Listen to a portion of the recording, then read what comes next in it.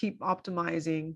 I mean, there are more and more things they're discovering, even there's just from genetics, right? Who is fit to do what? What kind of food is best for you? What kind of exercise is best for you? We're all built so differently. And that's what I realized, that people talk about certain diet being best for them, but it may not be the best for you, because that's your body just doesn't digest that type of food, in the most, beneficial way. And even people with, you have to look at what does your brain do?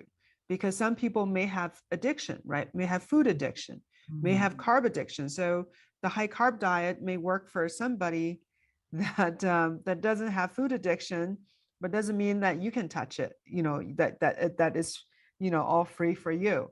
So it's very complex, but I think it's a journey. And I hope people realize that this is a journey, and enjoy getting to know yourself. Yes. That's a really good point. And the carb thing that you brought up is really important because people have a family history for diabetes, right? And so that means that person A will have just a little bit of carbs and they'll develop diabetes. A person B that doesn't have the genes, they could still get diabetes, but they'll have to eat the carbs for much longer, for many more years before they get diabetes. And it feels unfair because how come, Joe Schmo can have all this pizza and not get diabetes? And as soon as I look at bread, I have diabetes. Mm-hmm. And that is genetics. But knowing that is really important. Knowing that, your neighbor's diet is not necessarily going to work for you. It's a really good point that you bring up. It's so Yeah, good. yeah. I mean, that's the wisdom that in the end people say, have a diet, take a diet that's the best for you. Find Yeah, your it's like, Jesus, that's not helping. I have to find my own diet. But it's true. It's true. Which is why, we create a system because we have to start somewhere, which is why we do it so restricted. But then ultimately where we end up is so patient dependent. mm-hmm. Yeah. Yeah, this is such a good discussion. Yeah, a lot of really helpful tips for people. But you mentioned NAC. Can people still get it? Yes, I know that there's like this conversation of a shortage, but we haven't experienced it. Have you experienced it? Um, I have not, have not tapped into it, so I haven't looked at it. But I know there's this big, There's a big push. thing. But you have been able to. We've been able to get it. Okay, good. So for your listeners who may not know, there's this big push to regulate NAC because I don't know, the powers that be think that it should be regulated. So far, it hasn't been, and so we were able to offer it orally. NAC, as I said, breaks down to glutathione, and then we also give it in IVs as glutathione push. Oh, okay. Yeah, Yeah, well, that's good news.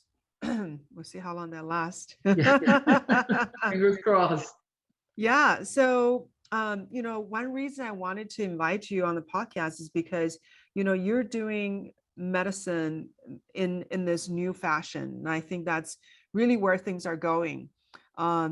Medicine is going through a seismic change.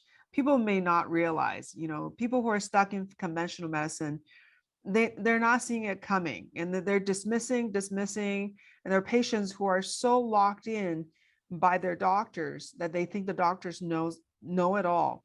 And the sad truth is that what most doctors practice in the conventional medicine is 20 years behind what the science is showing, because you had a PhD, so you're in the science aspect, so science is way ahead of medicine.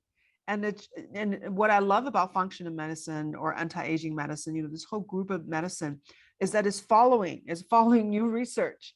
It's like whatever that's coming in, we are absorbing it, and that's why it's so exciting. Yeah, And it's just gonna take over. I think I people don't it realize. has to it has to take over. And here's the thing about functional medicine: I can't hurt you. I'm not giving you a pill that's going to have a side effect. Okay, I can't hurt you if I help you eat healthier and get more sleep. I can't harm you. Whereas some of the things that we do, myself included, in primary care, I mean, if you read the side effects, they're scary. So, you know, this, and you constantly have to, when you're prescribing things, risk reward, you know, I gotta give it to them because guideline says I really have to, but I know that all these things can happen. It's a terror. I'm actually more terrified when I practice primary care because I Mhm. know all the side effects of what I'm prescribing, but yet I have to give it. Um, you know, whereas in functional medicine, I'm worry free. Like I know what we're doing is good for you. Yeah, yeah, It's a great place to be in. it's wonderful. So, you're in New York, right? So, how do people find you? So the website is The New Method, and new is spelled with a K, The New Method. And that's true also for Instagram, Facebook. Apparently, I'm very popular on TikTok also. Not really sure why. So it's The New Method by Dr. E. We also have YouTube.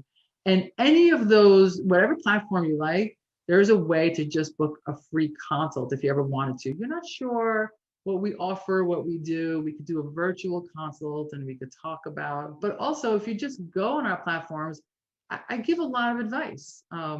My book is coming out May 11th. And in that book, it's called It's Not in Your Head because Mm, so many people are told it's in their head.